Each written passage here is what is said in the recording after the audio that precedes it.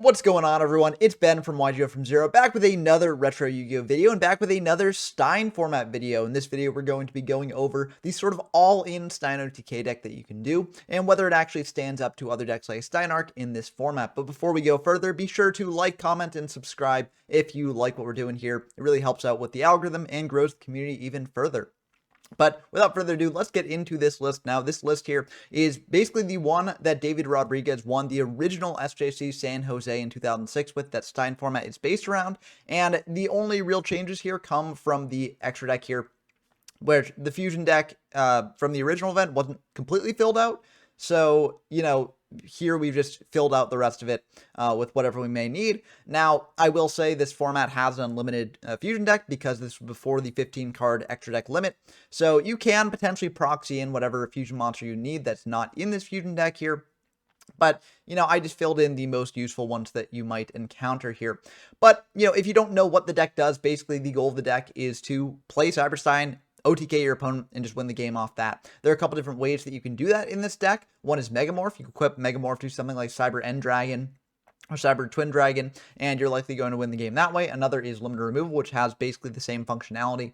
So, these are the most common ways that you're OTKing, but we also have some other ways to do it. We've got some burn damage with Ceasefire and Magic Cylinder. We got Ring of Destruction here, which was newly limited, where it was banned before, which definitely helps out this deck quite a bit.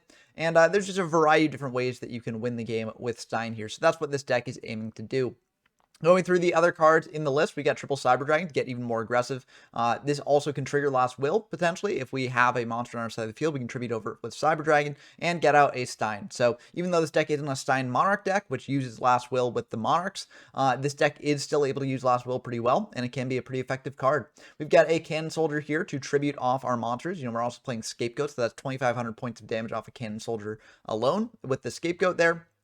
So that's very good. We've got, the Triple Stein. We want to be drawing this, in Stein Monarch decks or other decks playing a small Stein package. They just play like one copy to bring out off Last Will. But here we're trying to draw into it as much as possible since it's what the deck is trying to do here. So 3 Stein makes a lot of sense. We've got Double Exiled Force to pop our opponent's monsters. We've got a Magician of Faith to add back our powerful spells. We got a Morphing Jar to dig deeper into the deck. We got Triple Nimamanga. This buffs up our life points to get us to a point where we can maybe activate multiple Steins, or just get us to a point where we're more comfortable taking some damage because we're less likely to be below the 5,000 life point threshold. We got a Sangan here to search out most of our deck. We got a Reaper here to wall up a bit and potentially rip a card out of hand. We got a Coffee to rip a card out of hand as well. I'm not sure why this is legal. We got Double Trunade here to wipe away our opponent's back row and push for an OTK. We've got the Graceful Charity here to dig deeper into the deck. I don't know why this is legal either. We've got a Heavy Storm here wiping away our opponent's back row. We've got a Last Will to go into Stein. This Last Will is the good version of Last Will, not the one used in GOAT format. So you can activate this before or after the monster is sent from field to graveyard and use its effect.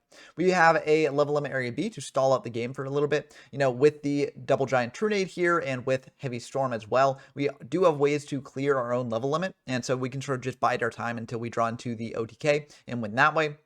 We got the Limiter and Megamorph package that I mentioned before. We got MST to clear away our opponent's back row. We got a Knock to clear away their monsters. We've got Tribble, Poison the Old Man. This can be good at either dealing that last bit of burn damage or just gaining life points to get us to a point where we can activate more Steins. We've got a Scapegoat here to wall up and also fuel things like Cannon Soldier, as well as United We Stand. This can be very powerful in conjunction with Scapegoat. Basically, 4 Scapegoat tokens equals 3,200 attack. So you can even just activate Scapegoat, equip United We Stand to one of the tokens and attack in for big damage that way. We've got a Ceasefire, as I mentioned before, along with the Cylinder and the Ring for extra burn damage. We've got the Gravity Bind for a similar reason as the Level Limit Area B. We've got a Mirror Force here to, deal with our opponent's attacking monsters. We got a TT here in case they, go for a big push, summing out a ton of stuff. And for the side deck, we've got basically a conversion side into burn. Now, I'm not sure, if you'd want to go full conversion side against like every single deck out there, but I think for some, it can be good to bring in some of these cards. Like if you have the read that your opponent didn't really have as many ways to deal with your floodgates, potentially bring in some Stealth Birds and just burn them out that way. You could also bring in Lava Golems against certain matchups as well. There's a variety of things you can do with this burn side. So that's going to do it for the deck breakdown. Oh, I guess I should actually discuss the fusion deck here. So, as I mentioned, this is sort of just a toolbox fusion thing here. We got the Blue Eyes Ultimate Dragon, which is the biggest fusion monster you can bring in off Stein. We've got a Cyber Blader because the third effect occasionally comes up. We got Cyber End Dragon because this can deal piercing damage, which is relevant. We got Cyber Ogre number 2 because this can attack over some of our opponent's threats that we might not otherwise be able to get over. We had Cyber Twin Dragon, which can attack twice. We've got a Dark Ball to the Terrible to negate monster effects and negate normal spells. We've got a Dark Blade the Dragon Knight to banish some cards from our opponent's graveyard. We've got a Dragon's the Wicked Knight to get in under our own floodgates if we need to. We've got a Fiend Skull Dragon to stop targeting traps and also flip effects. We've got a Gatling Dragon to pop the board. We've got a King Dragoon to stop targeting effects. We've got an Ojama King to, wall up a bit and also lock out our opponent's zones. We've got a Reaper on the Nightmare to get in for direct damage or just be a body that can't be defeated by battle. We've got a Ryu Senshi here to negate trap effects and also spells that target it. And lastly, we got a Last Warrior from Another Planet to stop our opponent's summons. No Thousand Eyed Restrict because that was banned on the September 2000 list, which this deck does use. I will also mention on DB, you might see that these Steins are banned. That's just because, at the end of this format, there was an emergency ban on Stein. So, we're playing before that emergency ban kicked into place. But if you're building the decks on Dueling Book, where a lot of people do build these decks, and using the September 2006 list down here in the bottom right corner, then it will appear banned, but it is not banned for this format in actuality. That's going to do it for the deck breakdown. Let's dive into some games and see how we do. Okay, first game we got is against Zerworldo Dark Arm God. If we can get some channel, I'll just put them on. Now, I know I've gotten feedback from some people who say they want to see more competitive replays in my videos, and this will not be one of them, but I do promise that I do have some more meta replays with the deck later in the video. So, we will be getting into that, but this is just showing how good the deck can be against a more jank style deck. So, we do get to go first here, and we're just going to start out by setting that Manga, setting the Mirror Force passing. I don't necessarily want to TT a board, if they bring out a monster to hit over the manga. I don't want to TT away our own manga because we want that being attacked over. But I could have potentially set the TT as well, just in case they, summon a Zaborg, I can TT that. But I think Mirror Force should be able to deal with most things that they can bring out. Like, for instance, if they're playing a Steinarch deck, which is generally a deck that a lot of people play in this format, I don't want to play into Mobius as opposed to playing into, like, Zaborg. And if they do bring out Zaborg, Mirror Force deals with Zaborg on its own. So I think that either way, I'm sort of got my bases covered there a little bit. But our opponent's going to go for a knock, so unfortunately that will deal with the manga, so that's a bit awkward for us. They're going to bring out this rat and attack him for 14. We are just going to Mirror Force the rat, as we don't really have a decent way to deal with that. And also, I feel like we can just get our Morphing Jar going and potentially get some value off that. So that's what I'm going to do this turn. I'm just going to set the Morphing Jar, set 3, pass back to them. Knock is gone, so I don't think that they're going to be able to get rid of our set that easily. They could do as a board play, but they didn't do that last turn. I feel like you would have done that before using the knock, but maybe not. Maybe you'd want to save Zaborg. So I just felt like this was a safe play overall. They do have the Sidra here, though, and they're going to banish for Gigantes here. That's interesting. Okay, they're going to bring that out. Set 1, attack into the set here. And we're going to let that go through. We're going to pitch that. Draw 5. And I guess we will take the 19 here. We could also Mirror Force after the Gigantes attack, but it looks like they're not attacking with Gigantes at all. Instead, they're going to go for a pre-mat here, and this is really, really good for us because we've got the TT to wipe away the board at this point. They're getting greedy to bring back that Guardian Sphinx and, set that up. But, this TT will stop that in its tracks. So we can wipe away the entire board here, essentially going, 4 for 1. And that's a very, very nice trade on our part. Unfortunately, we don't really have a way to get super aggressive here, but we can set this Magician of Faith, set the Magic Cylinder, pass. I mean, I could have also, kept that in hand because, our board right now is already kind of vulnerable to like a Heavy Storm or something. But I felt like I wanted to bait my opponent into attacking in with the Cylinder online, so that way I'd be able to get in some damage before going for the level limit. So that was sort of my reasoning behind this. But I think that in hindsight, I probably should have just activated the level limit because they've got a Sidra here. They've got a Breaker, and they're actually going to break our newest back row. So unfortunately, we do lose the chance to Magic Cylinder, and now we're going to actually take some damage here. So that's kind of rough. Also, we don't have any spells engraved for them off. I figured like, okay, well, I got Cylinder to protect them off, so I don't really need to worry about that. But, unfortunately, they were able to pop the Cylinder, get us to use Magician of Faith without value, and attack in for 16. So that's kind of rough. Maybe in hindsight, I actually maybe should have not set them off at all. Just set the Cylinder past. Because then, they wouldn't have been able to get super aggressive with the Sidra and stuff. And also, we do have spells here that we could use before the Magician of Faith died. So, that's on me, I think. We're going to go for level limit now, and they're just going to switch those monster defense. We're just going to set a Ceasefire and a Poison the Old Man and pass back to them. If they go for, a big back removal push, first of all, they're removing their own not monsters, but own cards. But also we've got Ceasefire and Poison the Old Man to deal them some burn damage as well. Or heal ourselves if we want to do that with poison. But luckily, that Degenerate Circuit is burning them out every turn for us. So, we kind of get lucky with that. Degenerate Circuit is sort of the mainstay of the deck that our opponent's playing. Basically, the idea is they bounce back monsters to our hand, but Degenerate Circuit banishes them. I don't really think that's the best strategy in this format. I think it's a little bit too slow in a format that's very, very fast paced. So I don't really think it's worth playing that much. But you're also seeing another flaw of the deck where if you're up against a burn deck, Degenerate Circuit burns you out for quite a bit over time. So we draw into our 7th cards. We have to commit something to board here. We're just going to set the Exiled here. Maybe this will bait out an Exiled of their own. But if not, we can just like bait out something later. So I felt like this was fine to do. They go for Graceful Charity here. Draw 3, pitch 2. And they're going to think about exactly what to pitch. They're going to pitch out double Exiled. Okay. So I guess that will not bait out the Exiled from them. Also, I felt like if it was Magician of Faith, which I'm not even sure if they're playing, but if it was Magician of Faith here, they didn't really have the best spells engraved. They just had a pre-mat and a knock. So I didn't really feel like it was worth, going for the Exiled yet. And I also wanted to buff up the Ceasefire a little bit more. But now seeing the Graceful Charity, get activated, I don't want them to use a Magician of Faith if they got it. So now I will go for the Ceasefire, burn them for 2,000. And potentially shut off a Moth play if they've got it, but it looks like they didn't have it. They just had that rat there. They go for Pot of Avarice, though, so that's a bit awkward for us. They can shuffle back 5 monsters into the deck and draw 2. That might get them into some good stuff for them. And if it does, then we're in a bit of a vulnerable position because, that level limit will be gone. We could activate Poison to gain a little bit more life, but we're dropping down below 5,000 no matter what there. I mean, we will have our Megamorph online, so that'll be nice, but it is a bit awkward for us here if they do draw into like a Heavy Storm or something. But they're just going to set 1 pass back to us, so I feel pretty good about that.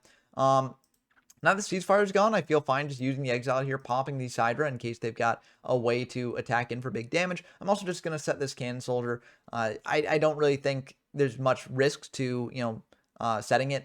They could potentially pop our level limit and attack over the Cannon Soldier, but I think that's still ultimately a fine spot to be in. We've got Gravity Bind for later, and, by popping the Sidra, we're taking away their most aggressive force on the field, so I'm just going to do that. I'm going to set this Poison as well, because if they do have mass back row removal, then I can just chain the Poison and either gain or, deal damage to them.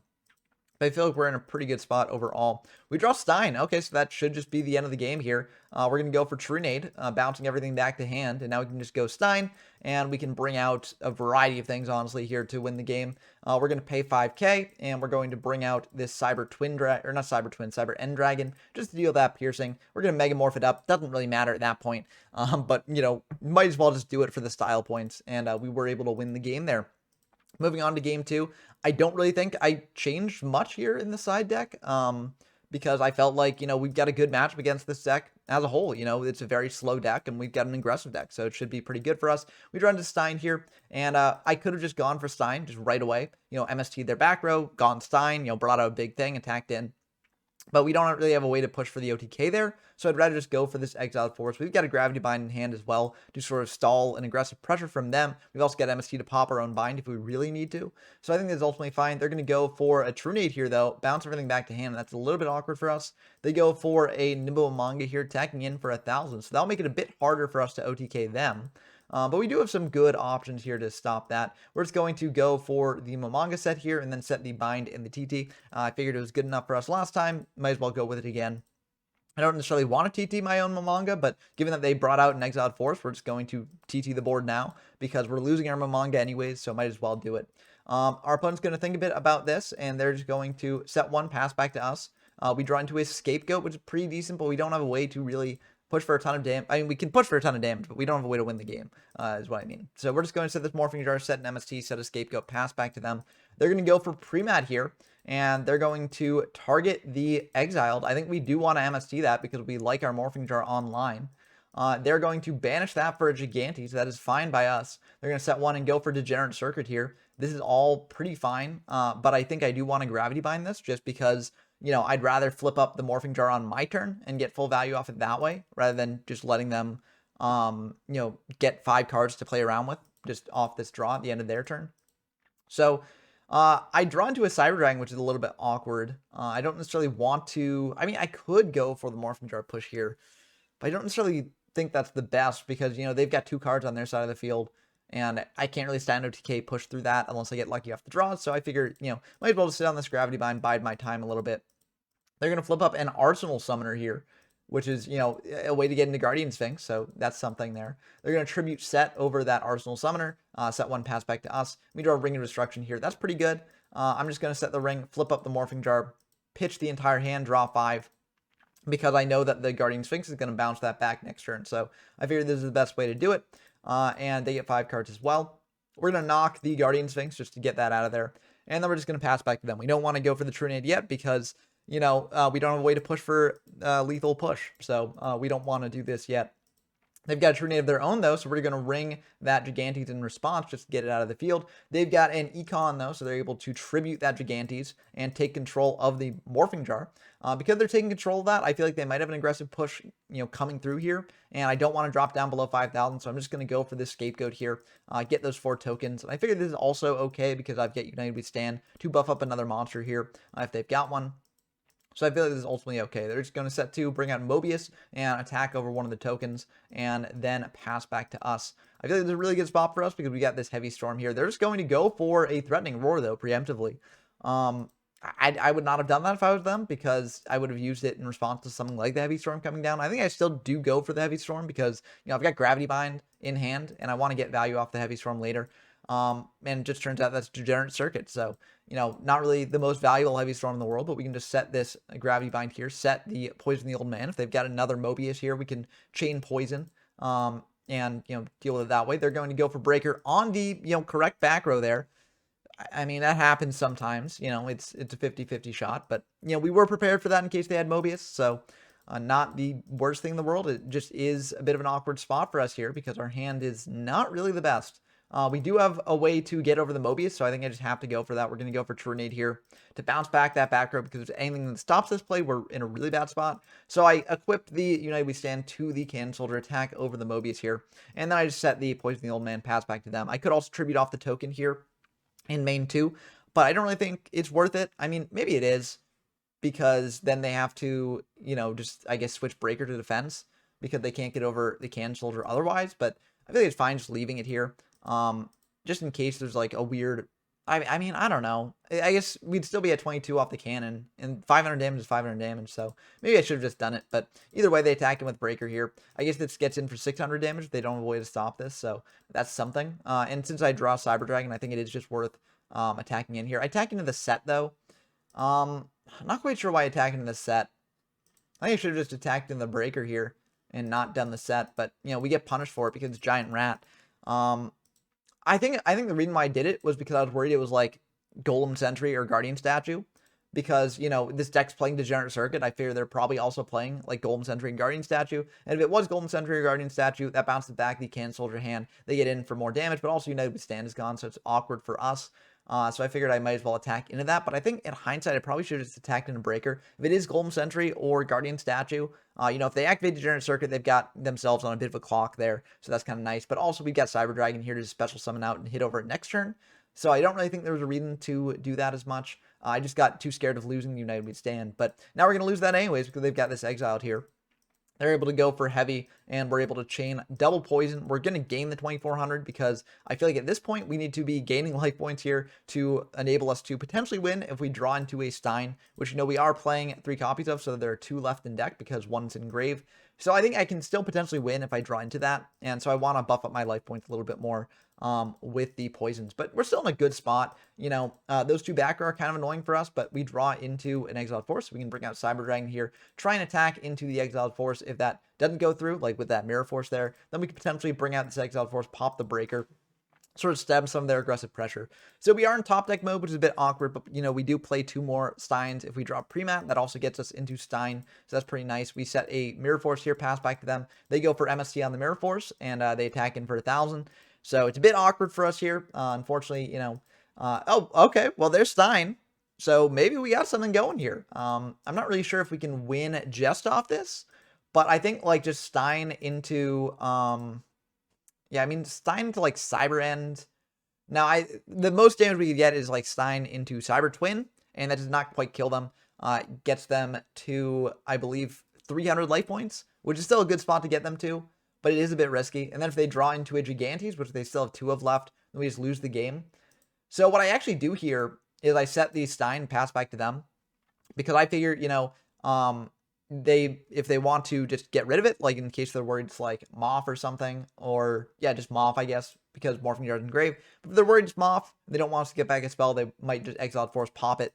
And they do indeed do that, so that's nice for us, but then they have the Avarice here to reset their deck a little bit and draw into 2 more cards. So Yeah, I mean, I think they would have had Avarice. Yeah, they would have had Avarice here either way, even if they didn't get the Exiled Engrave. But yeah, they do have the Gigantes here, so it would have been pretty rough for us regardless, I think. I'm not really sure. Yeah, they had Mobius in hand, so that wouldn't have really mattered here. But yeah, I mean, they had TT set anyway, so we would have, I think, lost if we had done just the Cyber-Stein aggression play. But I think in hindsight, like, more cases turn out well for us in case we go for the Cyber-Stein aggression play rather than if we don't. Because I feel like they're in a better position in top deck mode than we are.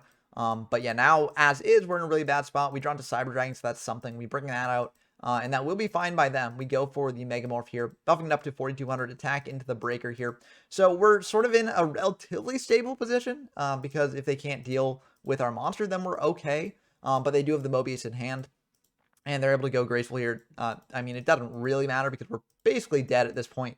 But yeah, they're able to go graceful and they draw into another Gigantes, so that will be the end of the game. I think there were maybe different points in that game I could have done things a little bit differently, like maybe with the Morphing Jar or the Scapegoat activation. I could have potentially held on to that, or maybe not attacked into the Rat with the Cannon Soldier and just attacked in the Breaker.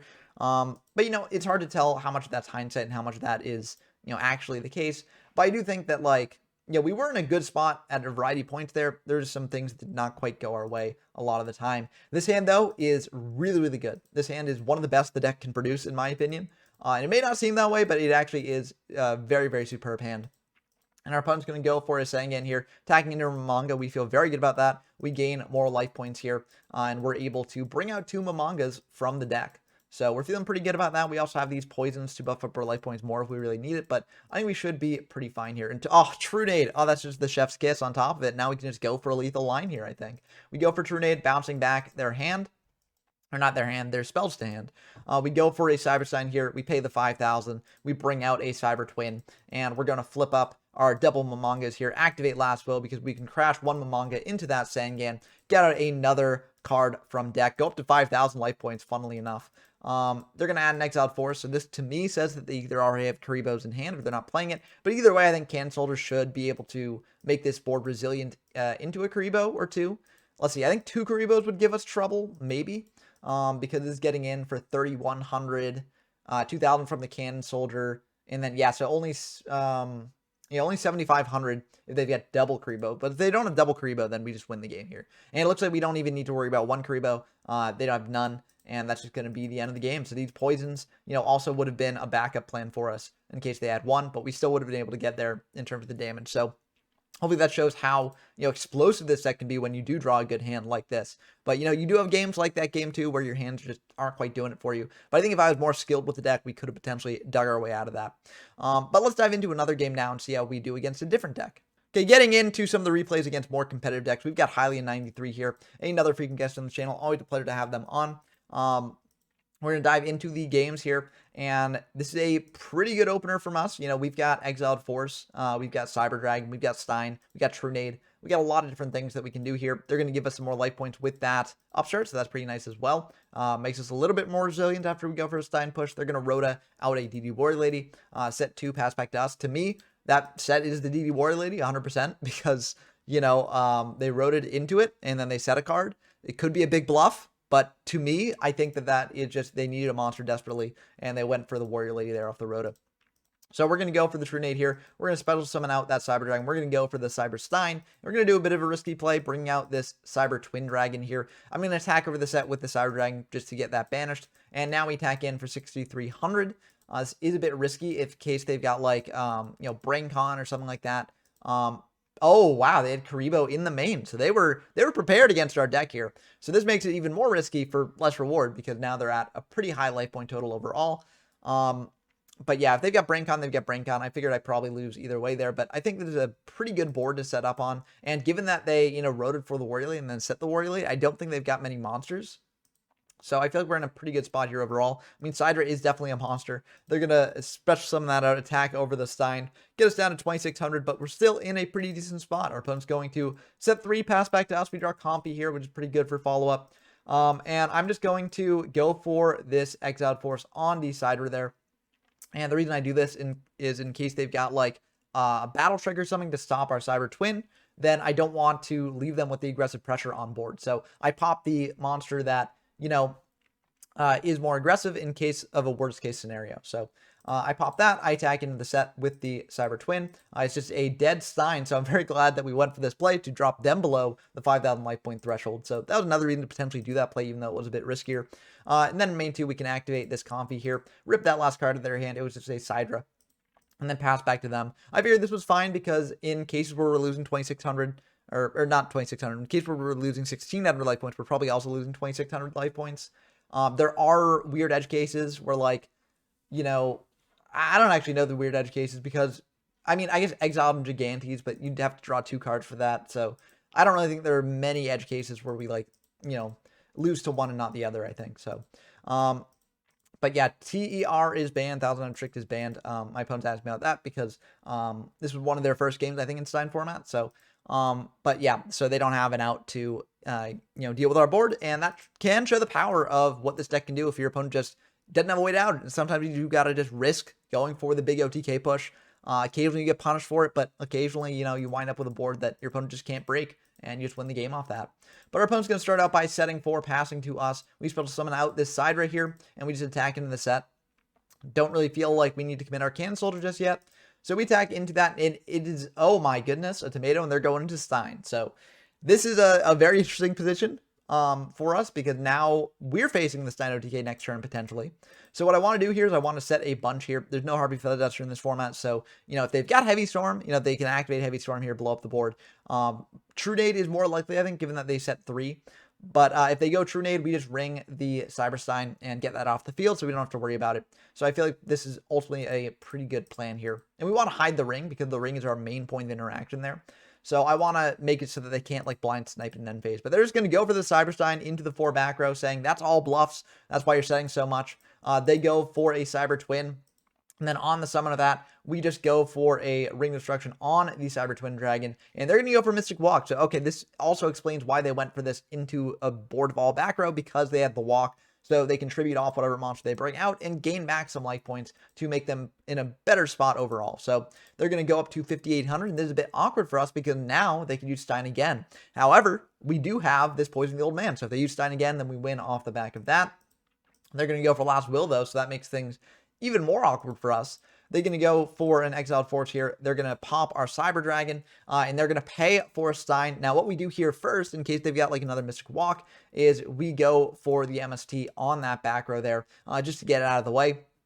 And it was a ring, so that wouldn't really do anything for them there. And then, you know, whatever they bring out can't stop this Poison the Old Man, so we're just going to show it to them and, you know, win the game off that. So that will be the end of the game there, and, you know, that's how it goes sometimes. You know, we showed the strength of Stein OTK from our perspective, but also the downsides if your opponent is playing ways to burn you out after bringing out your monsters. So, and that is something that other decks in the format do, like Chain Burn, which I wasn't able to get for this video, but I will show off the deck in the future.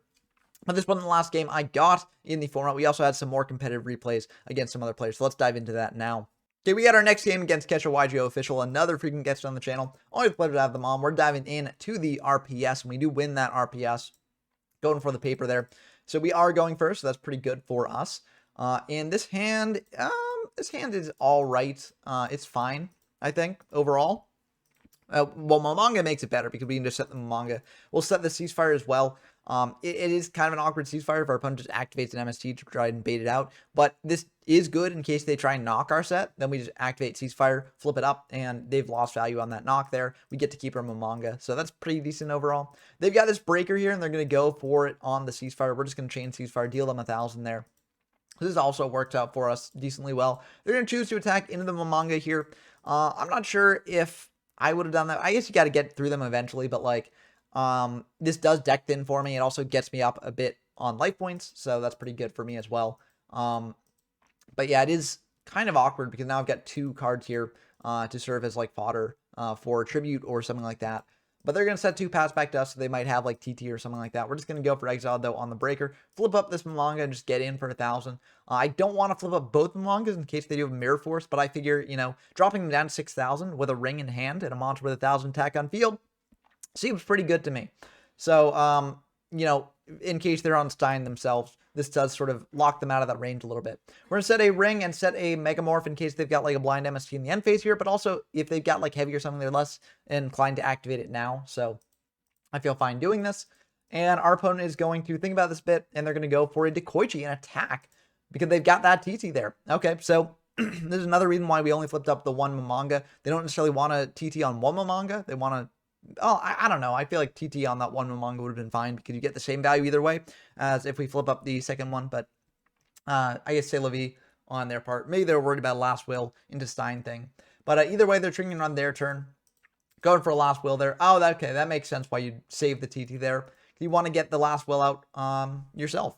And they're going to go for a tomato, not going for a Stein OTK push into our 2 unknown backer. I think that makes a lot of sense. And we're just going to ring the tomato because tomato's annoying. And also, this does drop them down below the 5,000 life point threshold. So it basically invalidates Stein a little bit. We draw Stein of our own. We actually have 2 different options here. We could go Reaper, attacking in for 300. Or we could go Stein, just trying to win the game. I think what we want to do here, and I think we can actually do it. Well, I don't know. It's a bit awkward because we could go Stein and then go like Senshi or something. And then if we activate Megamorph, we will be able to win through that. But, you know, if they've got like Scapegoat or something, then we get punished for that. So there are some spells that stop us here. But I think in general, Kindred Rune's also a good one to go into. Because that also, you know, stops in case they've got like Brain Control for the Crackback if they do have Scapegoat. So I think that's fine. It does lose to Mirror Force, which is awkward. But, you know, sometimes you got to play into things. We go just double Megamorph on the Dragoon. I don't think this was necessary, but we do it anyways. I don't know why I did it. I mean, we won the game off the 1 Dragoon attack. Yeah. Oh, I know why I did it, because in case they had like MST or something, if one of them goes to grave, then I would still want the lethal through the other. So, okay, that's why I did it. I wasn't just memeing here. Although you could argue that that is not worth doing because we still drop them down to 1,500 if just they've got MST or something. But I felt like it was worth it. Threatening War stops this either way, though, so it didn't really matter there. And if we had gone for the Sentry instead, we would have been able to win that turn. So, you know, food for thought. They've got Heavy to wipe away our Megamorph there. They're going to set 1, pass back to us. We got a True Nade here. So that's pretty nice. We're just going to True Nade that, set back to hand, and then attack in for 24 here. Get them down to 22, and then main 2 just set this Reaper, pass back to them, and they've got nothing. So that's going to be the end of that game. But we're going into game 2 here. We don't really change up anything on the side, I don't think, because, you know, we didn't really see anything out of them that much that tells us what deck they're on. And, I mean, they last willed in Tomato instead of Stein, so maybe that says that they're not on a Stein deck, but it could also just been a more conservative play because we had 2 unknown back row. But they're just going to open up by setting 2, passing back to us. We draw Momonga here. We're just going to bring that out and attack in with it. We could have set it here. I feel like we might as well get aggressive. If they do have a way to stop this, we do have TT, we got Ring. You know, we've got ways to, you know, sort of stop their big plays here. And if they did have like a TT of their own or something, we had Will to go into Stein and do a big play with that. So, yeah, we're just going to set the Ring in the Ceasefire. We don't want to lose to like a Heavy Storm or something here. And I think Ring should be good enough. We also don't want to TT our own Momonga. They're going to bring out Sidra though, and then go for Zaborg. So maybe if I had gone for the TT, it would have been a bit better here. Yeah, kind of a rough thing. They're going to go for the Stein here, pay 5, and actually that worked out well for us because we got Ring on the Zaborg there. And, I mean, yeah, that's just going to be the end of the game. So, okay, it worked out decently for us. They did have a TT of their own there and a T-Roar. But either way, you know, we were able to do pretty well here. If they had a way to stop the Ring, like a Book of Moon on the Zaborg or something, we still had the Ceasefire to deal 15 to them, and they would still be in an awkward spot because they couldn't kill us with the Zaborg set. So I think this was a pretty good turn for us overall. So yeah, I mean, games in this format can go very quickly if you're playing Stein OTK decks, either because one player just wins the game off Stein, or because the other player is the counter to the other player going on Stein. So that can make them a little bit awkward. But the last match should be a bit more back and forth. So let's dive into that one now. Okay, we got our last game here against Kesha YGO Official. You know, they were in the last game, but this is with a different deck. They mixed up the deck a little bit. And this should be a pretty interesting one. So we're going to dive in. They're going to draw for turn, activate Graceful Charity. That's pretty good on their part. So now they're able to pitch 2. They're going to pitch an Abyss Soldier and a Sidra. Abyss Soldier is very interesting, but it does make sense in Monarch decks because you get to pitch Treeborn. So, you know, that's kind of nice. Also, you can pitch Mobius as well. So that to me says that they're probably on Mobius. They're probably on Treeborn. It's probably a Monarch deck. But you know, we don't really have the best ways to counter that. We're just going to exile to get rid of their tribute fodder here, and then we're just going to set a poison in case they've got a way to go for Mobius or something. We can chain poison, get in some damage, or gain life ourselves. So they've got Breaker, which does basically the same thing. We're going to go for poison here, and we're going to deal the 8 as opposed to gaining the 12. There was a legitimate sort of discussion here back and forth, you know, whether you should go for the 12 or the 8, because, you know, if you go for the 12, you're more resilient to Stein in the future. And you're still dropping down below 8,000 for megamorphing your own monsters, so that's nice. But I feel like we've got Mamanga to gain here, so I don't really need to prioritize gaining. I can more prioritize dealing damage here instead. So we draw cylinders, so that's very nice as well. We're going to set the Mamanga, set the cylinder, pass back to them. If they got Mobius, that does make the cylinder awkward because unfortunately we lose the cylinder there. They've got Hydrogeddon. I wasn't actually thinking of that at the time, but that is another way you can get value off the Abyss Soldier. But we're just going to cylinder that, deal them 1,600, drop them down to 5,600. You know, always nice to see them drop down to a point where they're very, very vulnerable to the, you know, sort of 5,000 life point threshold. And we're just going to bring out 2 other Mamangas, pass back to them. We draw a Ceasefire here, which is pretty decent. We can get in for some major damage with that. But we want to clear that Hydrogeddon here. So we're going to bring out this Cannon Soldier. We're going to equip it, the Megamorph, to the Hydrogeddon here, dropping down to 800. This is another use of Megamorph that, you know, makes it a very versatile card, where if you're ahead on life points, you can equip it to your opponent's monsters to drop them down. But if you're behind, you can equip it to your own monsters to beef them up. So we're going to attack in over that Hydrogeddon there. And then we're going to just pitch off that Cannon Soldier, dealing 500, set the Ceasefire, pass back to them. So now they're below the 5,000 life point threshold, so I feel very good about that. They go for Cold Wave here, and that's a little bit scary for us. I think I do just shotgun the Ceasefire. Maybe I shouldn't have, but I feel like, you know, we got 3 monsters on field. They're probably going to clear these Mamangas over their coming turns. So I want to just go for the Ceasefire now. I feel like 1,500 is good value. Dropping them down to 3,000 puts them in a vulnerable position here. Yeah, they bring out a Warrior Lady here. So they're able to attack into a Mamanga, banish that, prevent us from gaining the 1,000 life, and now we're at 8,400. But we draw Morphing Jar, so that's a really, really good draw for us. One of the best draws we could get in that scenario, because now we're gaining 5 cards here. They go for these swords. We draw 5 off the Morphing Jar, and they've got to pitch their entire hand. So we get very, very lucky that they go for that. I feel very good about this, especially because we got Stein. We've got double Stein, actually. We got Reaper. We got Mirror Force. We don't have a way to clear the swords yet, but I feel like we're in a really good spot to, you know, get in and win the game potentially later. Unfortunately, they've got this Hydrogeddon. So, but no more in deck. Okay, so we're not dropping down below that 5,000 life point threshold yet. So I'm feeling pretty good about that. This also tells me that they maybe have another Hydrogeddon in hand. That gives us a little bit of hand knowledge, but they could also just be not playing 3 Hydrogeddon. They could just be playing 2. We go for a True Nade here. Drawing 3, and I should think we should be able to get a win here. We're going to pitch 1 Stein because we're done, and then just pitch a Scapegoat. We go for the True Nade here, and this should be the end of the game. I can go Stein into Cyber Twin, but we're just going to go Coffee just to make sure they don't have Karibo, and also get more information for round 2. And yeah, they don't have Karibo. They've got Book, Treeborn, that other Hydrogeddon that I mentioned, so that's 3 Hydrogeddons, and they are indeed on Stein. So, you know, this is all good information for game 2. Just knowing how to play around a bit. But yeah, we've got the Stein, so we can just bring out the Cyber Twin and win the game that way. So yeah, I mean, pretty dominant game here for the Stein OTK deck. But, you know, we did learn some good information about our opponent's deck here that, you know, we could potentially take advantage of in games 2 and 3. Unfortunately, I don't really feel like this deck is that good to bring in our burn conversion side against in either. I do bring in one piece of our side deck. I bring in the Stealth Birds. And I feel like that's good against the Hydrogeddons because it walls off those. And I don't want to be like losing monsters to Hydrogeddon and then getting them out more Hydrogeddons and then being in a bad spot. So I bring in these Stealth Birds. I'm trying to remember what I side out. Did I write that down? I don't think I wrote that down this time. I've been writing this, the side decking choices down in some of my past videos, but I guess I forgot to do it for this one. But I do bring in the Stealth Birds. I might have sided out... I might have sided out some Morphing Jar and maybe...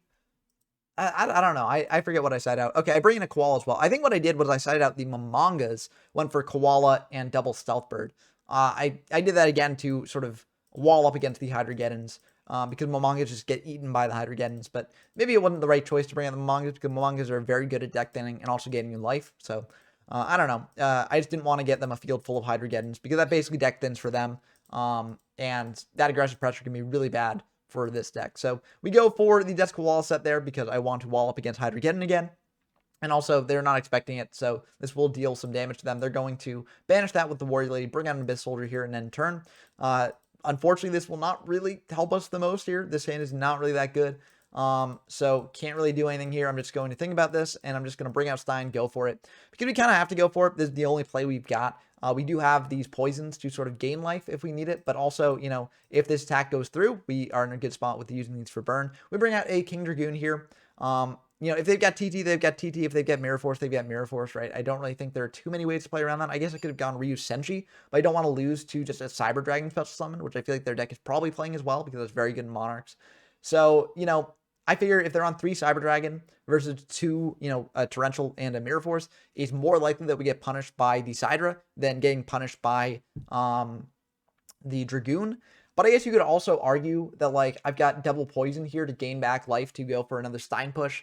So you could argue that, like, I should have gone for Senshi because it's the safer option. And then, like, if I need to, I can go for double poison, go into, like, a Cyber Twin and, you know, win the game that way. But I think this was fine. Unfortunately, it does lose to my opponent's set Mirror Force there. So I could have also had the read that they had the Mirror Force there because, you know, they left the Stein in hand. They chose the Stealth Bird to get rid of.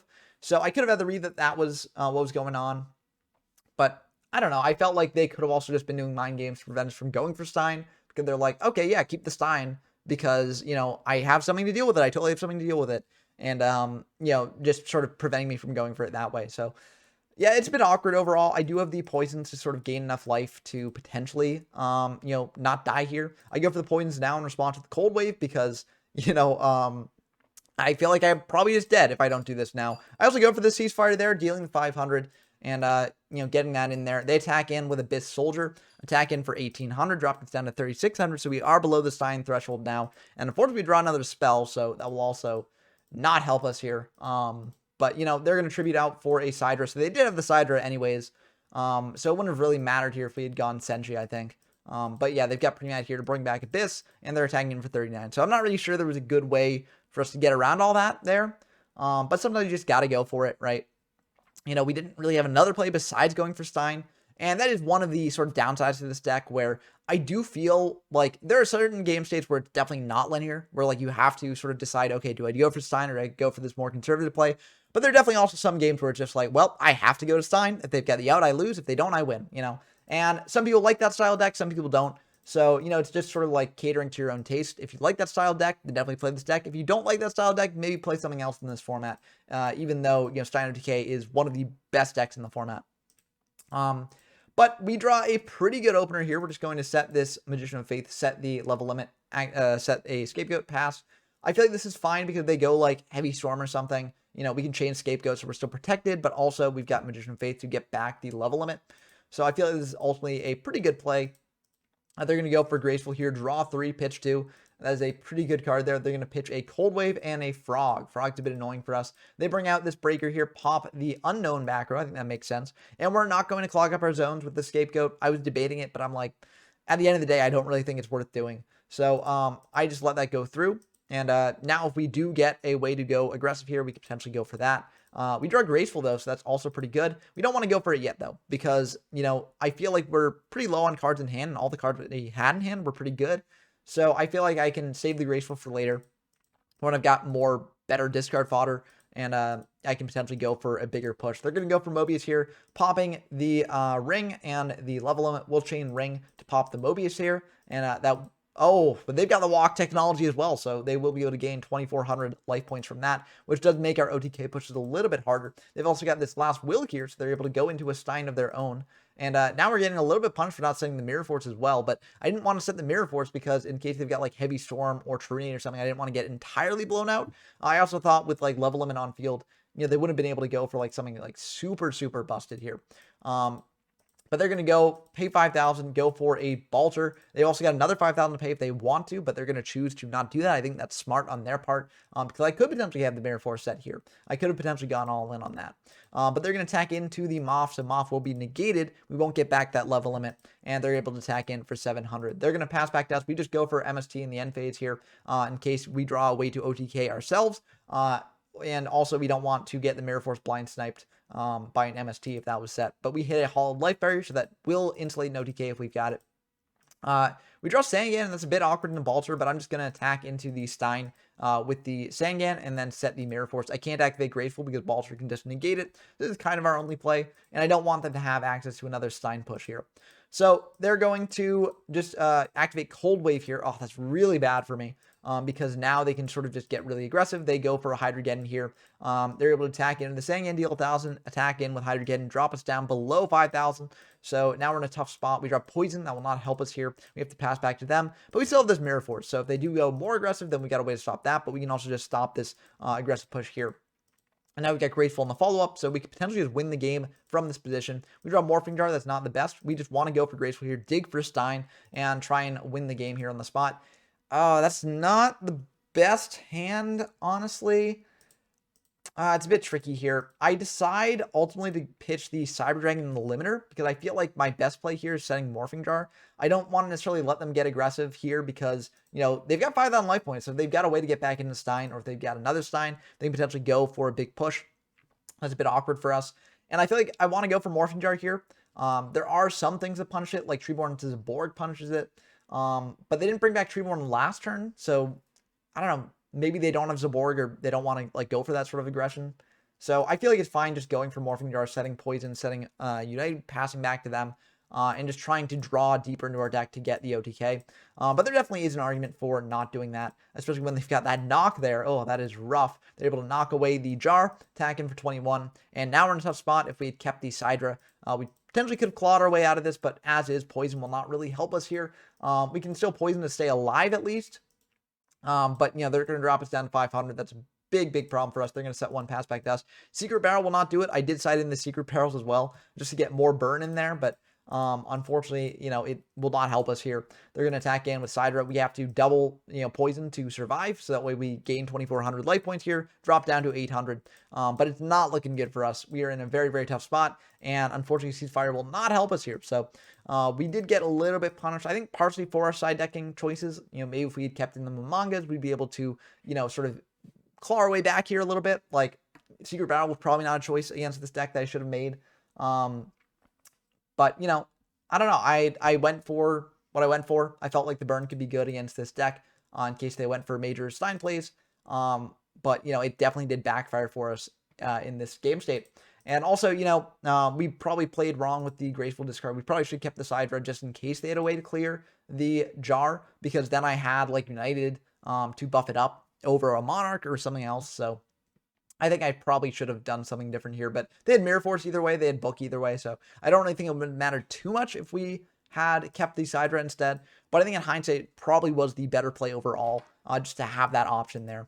But that will be the end of the game here. And we did indeed lose our final game. So, you know, the deck is not perfect. You know, it can win a variety of games, but it does have some flaws that can come up. And, you know, you have to be really good with the deck to, you know, win consistently enough to probably win a tournament with it. I don't know if I'd put myself in that category. So, you know, I think maybe this final game potentially was winnable. Maybe some of the other games that I dropped were also potentially winnable. But let me know what you thought of the games and the deck down in the comments below. What would you have done differently? Do you think this deck still stands up in the modern metagame? Or do you think that, you know, maybe this is a relic of a previous time and that actually there are other ways to go with Stein that are a bit better? Let me know down in the comments below. I look forward to discussing with you all as always. Also, if you want to support me directly, I've got a Patreon linked in the description down below. If you join the Patreon, get a shout out in these videos. So big shout outs to GMYFS, Rinswin, Pork Chop Coon, Bren Donker, Tyler Compton, and Dumptruck. It means a lot that you support this way and encourage me to make more videos like this in the future. Also, if you want to play games in Stein format or join the upcoming tournament in Stein format, definitely join the YGF from Zero Discord server linked in the description down below. I hope you enjoyed. As always, until next time, I've been Ben from YGF from Zero, and I'm signing off.